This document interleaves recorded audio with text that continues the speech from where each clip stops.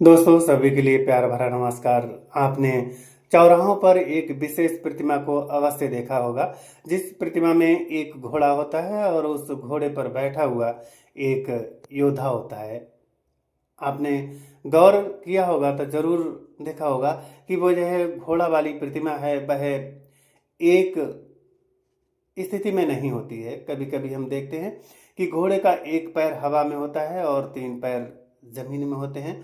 कभी कभी हम देखते हैं कि घोड़े के आगे वाले जो दो पैर हैं वह हवा में हैं और पिछले के जो दो पैर हैं वे जमीन पर टिके हुए हैं।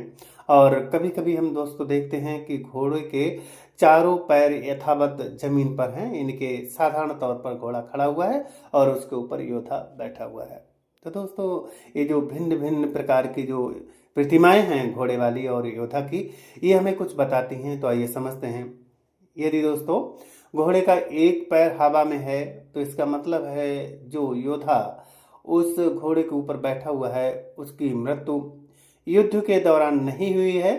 वह युद्ध में घायल तो हुआ है लेकिन युद्ध के पश्चात वो मरा है। और यदि घोड़े के दोनों पैर हवा में हैं तो दोस्तों इसका मतलब है कि उस योद्धा की मृत्यु इनकी वीर गति उसी युद्ध के दौरान हुई है जिस युद्ध को वो लड़ रहा था। इनके यदि घोड़े के दोनों पैर हवा में हैं तो उस पर बैठा हुआ योद्धा उसी युद्ध के दौरान मारा गया है, वीर गति को प्राप्त हुआ है।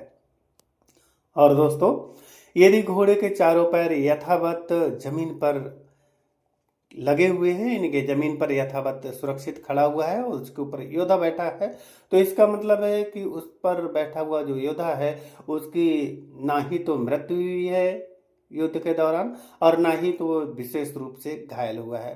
इनके इसका मतलब है कि वह सुरक्षित युद्ध क्षेत्र से वापस लौटा है, उसके लिए कोई विशेष हानि नहीं हुई है।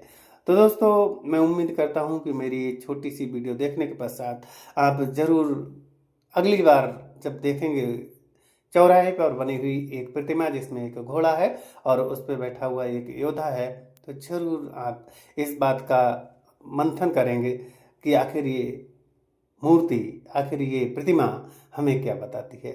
आप हमारे साथ रहे, मेरी वीडियो को देखा, आप मेरे साथ बने रहे, इसके लिए बहुत बहुत धन्यवाद, बहुत बहुत धन्यवाद।